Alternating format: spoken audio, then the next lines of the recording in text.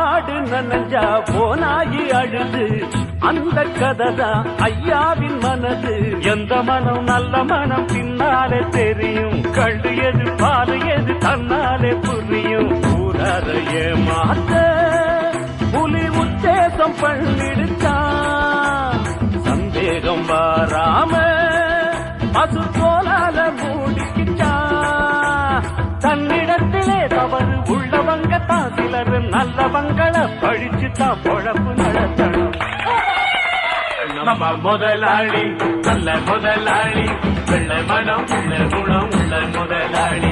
நம்ம முதலாளி நல்ல முதலாளி, வெள்ளை மனம் உள்ள